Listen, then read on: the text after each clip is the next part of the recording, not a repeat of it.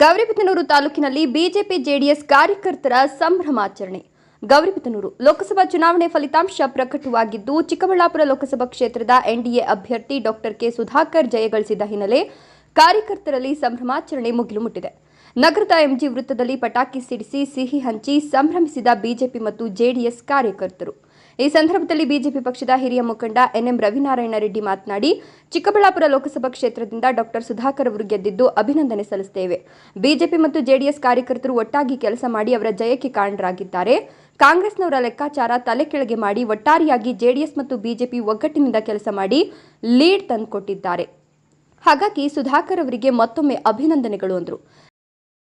ಮತ್ತೆ ಮೂರನೇ ಸಲ ಪ್ರಧಾನಮಂತ್ರಿ ಮೆಜಾರಿಟಿ ಎನ್ಡಿಎಗೆ ಬಂದಿರೋದ್ರಿಂದ ಪರ್ಟಿಕ್ಯುಲರ್ ಆಗಿ ಚಿಕ್ಕಬಳ್ಳಾಪುರ ಕಾನ್ಸ್ಟಿಟ್ಯೂನ್ಸಿ ಸುಧಾಕರ್ ಅವರು ಬಿಜೆಪಿಯಿಂದ ಗೆದ್ದಿರೋದ್ರಿಂದ ಸುಧಾಕರ್ ಅವ್ರನ್ನ ಅಭಿನಂದಿಸ್ತೇವೆ. ಹಾಗೂ ಎಲ್ಲ ನಮ್ಮ JDS ಮತ್ತು ಬಿಜೆಪಿ ಕಾರ್ಯಕರ್ತರು ಒಟ್ಟಿಗೆ ಕೆಲಸ ಮಾಡಿ ಅವರ ಜಯಕ್ಕೆ ಕಾರಣರಾಗಿದ್ದಾರೆ.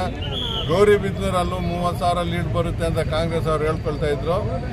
ಇಲ್ಲಿನೂ ಎಷ್ಟಾದರೂ ಆಗಲಿ ಗೌರಿಬಿದನೂರು ಲೀಡ್ ಕೊಟ್ಟಿದೆ. ಅವರ ಲೆಕ್ಕಾಚಾರಗಳನ್ನೆಲ್ಲ ತಲೆಕೆಳಗು ಮಾಡಿ JDS ಮತ್ತು ಬಿಜೆಪಿ ಕಾರ್ಯಕರ್ತರು ಒಟ್ಟಾಗಿ ಕೆಲಸ ಮಾಡಿ ಗೌರಿಬಿದನೂರಲ್ಲೂ ಸಹ ನಾವು ಹೇಳ್ದಲ್ಲೇ ಇದ್ವಿ ನಮ್ಮ ಕ್ಯಾಂಡಿಡೇಟ್ಗೆ 10 ಟೋಟಲ್ನಾಗಲಿ ನಾವು ಮುಂದೆ ಇರ್ತೀವಿ, ನೀವು ಯೋಚನೆ ಮಾಡಬೇಡ್ರಿ ಅಂತ. ಅದೇ ಥರ ಗೌರಿಬಿದನೂರಲ್ಲೂ ಸಹ ಲೀಡು ತಂದುಕೊಟ್ಟಿದ್ದಾರೆ. ನಮ್ಮ ಕಾರ್ಯಕರ್ತರಿಗೆಲ್ಲರಿಗೂ ಧನ್ಯವಾದಗಳು ಮತ್ತು ಸುಧಾಕರ್ ಅವರಿಗೆ ಅಭಿನಂದನೆಗಳು. ಜೆಡಿಎಸ್ ಪಕ್ಷದ ಮುಖಂಡ ಸಿಆರ್ ನರಸಿಂಹಮೂರ್ತಿ ಮಾತನಾಡಿ, ನರೇಂದ್ರ ಮೋದಿ ಅವರು 3ನೇ ಬಾರಿಗೆ ಪ್ರಧಾನಮಂತ್ರಿ ಆಗ್ತಿರೋದು ಎಲ್ಲರಿಗೂ ಖುಷಿಯ ವಿಚಾರ.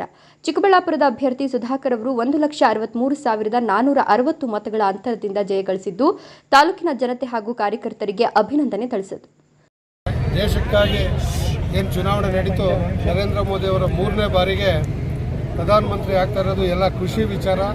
ಆ ಒಂದು ಚಿಕ್ಕಬಳ್ಳಾಪುರ ಕ್ಷೇತ್ರದಲ್ಲಿ ಕೂಡ ಬಿಜೆಪಿ ಹಾಗೂ JDS ಮೈತ್ರಿ ಅಭ್ಯರ್ಥಿ ಸಂಪೂರ್ಣ 1.5-2 ಲಕ್ಷದ ಮತದಿಂದ ಗೆದ್ದಿದ್ದಾರೆ.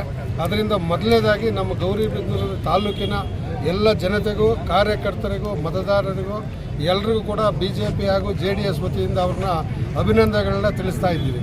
ಯಾಕೆ ಅಂತಂದರೆ ಈ ರವಣ್ಣವ್ರು ಹೇಳ್ದಂಗೆ ಅವ್ರೇನು ಕಾಂಗ್ರೆಸ್ದವ್ರು ನಾವು 25,000-30,000 ಲೀಡ್ ಇರ್ತೀವಿ ಅಂತ ಹೇಳಿದ್ರು, ಅದನ್ನೆಲ್ಲ ಸುಳ್ಳು ಮಾಡಿ ಈ ದೇಶಕ್ಕಾಗಿ ಭಾರತೀಯ ಜನತಾ ಪಾರ್ಟಿ ಹಾಗೂ JDS ಅಭ್ಯರ್ಥಿನ ಗೆಲ್ಲಿಸಿರೋದಕ್ಕಾಗಿ ಎಲ್ರಿಗೂ ಧನ್ಯವಾದಗಳು ಹೇಳ್ತಾ, ಈ ವಿಜಯೋತ್ಸವಕ್ಕೆ ಬಂದಿರತಕ್ಕಂಥ ಎಲ್ಲ ಮುಖಂಡರು, ಕಾರ್ಯಕರ್ತರು ಕೂಡ ನಮ್ಮೆಲ್ಲರ ಪರವಾಗಿ ಧನ್ಯವಾದಗಳನ್ನ ತಿಳಿಸ್ತೀವಿ.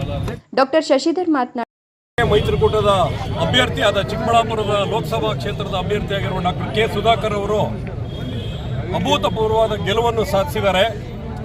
ಆ ಗೆಲುವು ನಮ್ಮ ಜಿಲ್ಲೆ ಮಟ್ಟಕ್ಕೆ ಹೇಳಬೇಕಂದ್ರೆ ತುಂಬ ಅನಿವಾರ್ಯವಾಗಿತ್ತು. ಯಾಕೆ ಅಂತಂದರೆ ಈ ಜಿಲ್ಲೆಯಲ್ಲಿ ಕಮಲನ ಅರಳಿಸಿದವರೇ ಅವರು. ಹಿಂದಿನ ಬಾರಿ ನಾವೊಂದು ಏನು ವಿಧಾನಸಭಾ ಕ್ಷೇತ್ರಕ್ಕೆ ಅಭ್ಯರ್ಥಿಯಾಗಿ ಸ್ಪರ್ಧಿಸಿದಾಗ ಅವರನ್ನು ಸೇರಿ ಎಲ್ಲರೂ ನಾವೆಲ್ಲ ಸೋತಿದ್ವಿ. ಬಹಳ ಪಕ್ಷ ಸ್ವರ್ಗಿ ಅದಕ್ಕೆ ಪುನಶ್ಚಾತನ ಕೊಡೋರೇ ಇರ್ತಿಲ್ಲದ ಒಂದು ಸಂದರ್ಭದಲ್ಲಿ ಇವತ್ತು ಮೋದಿಯವರ ಒಂದು ನಾಯಕತ್ವವನ್ನು ಮತ್ತೊಮ್ಮೆ ಕೈ ಹಿಡಿದು ನಮ್ಮ ಚಿಕ್ಕಬಳ್ಳಾಪುರದ ಜನತೆ ಇಡೀ ಒಂದು ಲೋಕಸಭಾ ಕ್ಷೇತ್ರ ಅಭೂತಪೂರ್ವವಾಗಿ ಅವ್ರನ್ನ ಗೆಲ್ಲಿಸಿದ್ದಾರೆ.